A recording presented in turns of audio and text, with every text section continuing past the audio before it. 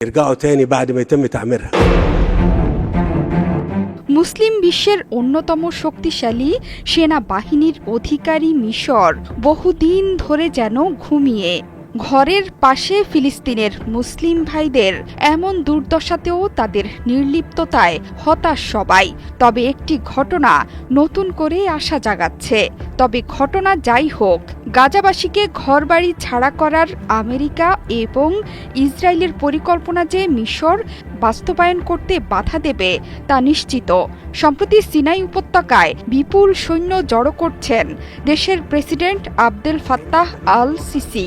এই সংক্রান্ত প্রতিবেদনও ফলাও করে প্রচার হচ্ছে ইসরায়েলি গণমাধ্যমে। সপ্তাহের শুরুতে নেতানিয়াহুর দেশের গণমাধ্যমে দাবি করা হয়েছে মিশর গাজার সীমান্তবর্তী উত্তর সিনাইতে সেনা উপস্থিতি বৃদ্ধি করেছে কায়রো। শুধু তাই নয়, বন্দর এবং বিমান ঘাঁটিতেও নতুন নতুন অবকাঠামো তৈরি করেছে দেশটি।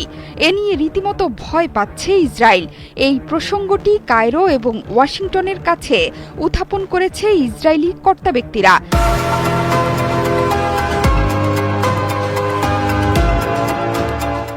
বৃহস্পতিবার বিষয়টি নিয়ে দেশটির প্রতিরক্ষামন্ত্রী ইসরায়েল কাটস মিশরকে হুঁশিয়ারি উচ্চারণ করে বলেছেন, মিশরকে 1979 সালের ক্যাম্প ডেভিড চুক্তি লঙ্ঘন করতে দেবে না ইসরায়েল।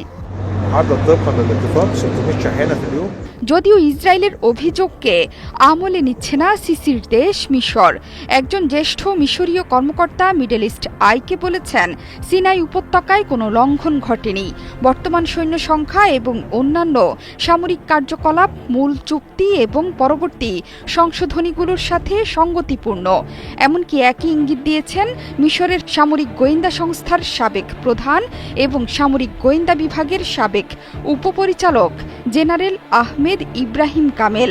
তার মতে 2005 সালের একটি সংশোধনীর মাধ্যমে বর্তমান সেনা মোতায়েনের অনুমতি দেয়া হয়েছিল, যা গাজা উপত্যকার বিপরীতে একটি সম্পূর্ণ সশস্ত্র বর্ডার গার্ড ব্যাটালিয়ন স্থাপনের অনুমতি দেয় মিশরকে।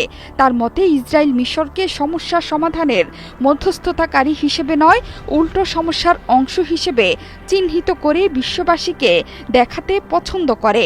আর সেটি গেল 1.5 বছর ধরে গাজা সংকটে আরও বেশি স্পষ্ট।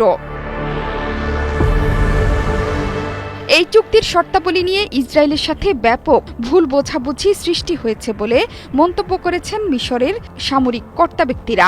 তারা বলছেন, 2021 সালে রাফা সীমান্ত এলাকাতেও সেনা মোতায়েন করেছিল মিশর।